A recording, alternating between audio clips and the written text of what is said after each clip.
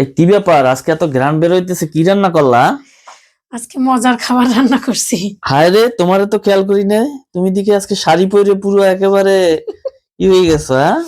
কারণ কি হয়েছে? ভাই? কোনো কারণ নাই, তুমি না বললা ছুটির দিন একটু শাড়িটার কাপড় টাপড় পরতে পারো না? তাই? হ্যাঁ, যাক ভালো, ঠিক আছে, খুব সুন্দরই কেমন লাগে? লাগতেছে, খুব সুন্দর লাগতেছে। ভালো হয়েছে, নাও। এখন কি রান্না করলা?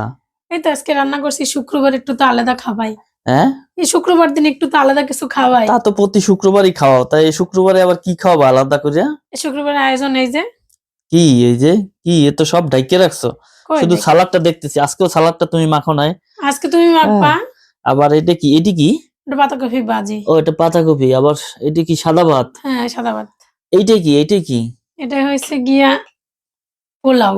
আরে বাবা, এর জন্যই তো ঘেরান আসতেছে। আজকে পোলাও খাওয়াবা? কি ব্যাপার, সাদা ভাতও নিয়ে আসলা আবার পোলাও নিয়ে আসলা তাইলে? তুমি তো পোলাও বেশি খাও না, যার কারণে সাদা ভাত তোমার জন্য অল্প রান্না করছি আর পোলাও রান্না করছি। তা অবশ্য ঠিক কথা, পোলাও একটা বেশি খাইও না আমি। ওই জন্য। তাই পোলাও এখন কি দিয়ে খাওয়াবা? পোলাও খাবো মাংস গোস্ত দিয়ে। পোলাও ওই খাবো গোস্ত দিয়ে। গোস্ত কোথায় গোস্ত? গোস্ত দেখা মানে হ্যাঁ, আগে আমি আমার বন্ধুকে একটা কথা কয়ে এলি। হ্যাঁ বলো। আমার ভাই এবং বোনেরা সবাই একটা কমেন্ট করে যে আমরা বিছানায় বসে খাই, বিছানায় বসে খাওয়াটা আসলে ভালো না। ও আচ্ছা আচ্ছা, হ্যাঁ হ্যাঁ হ্যাঁ, ঠিক আছে, এটা বলো বলো। আসলে সঠিক কথাই, বিছানায় বসে খাওয়াটা ঠিক না। কিন্তু আসলে আমরা একটু বাধ্য হয়ে খাইতেছি, কারণ আমরা যখন বাসা চেঞ্জ করি তখন আমাদের ডাইনিং টেবিলটা মানে কাচের ছিল, ওইটা ভাঙ্গে যায়। যার কারণে এখন আপনারা বলতে পারেন যে নিচে পাটিলাইসা খান, কিন্তু আমার জামাইরে তো আপনারা দেখছেনই, সে একটু নাথুস নাথুস, আর নিচে বসে খাওয়াটা তার জন্য একটু কষ্ট হয়ে যায়। যার কারণে আমরা খাটে বসে খাই, ইনশাল্লাহ বেশি দিন হয়তো খাবো না আর। ঠিক আছে, এখন পোলাও কি দিয়ে খাওয়াবা সেইটা দেখাও। পোলাও খাবো গোস্ত দিয়ে, কইছি না? কই গোস্ত? কি গোস্ত রান্না করছো, গরুর গোস্ত?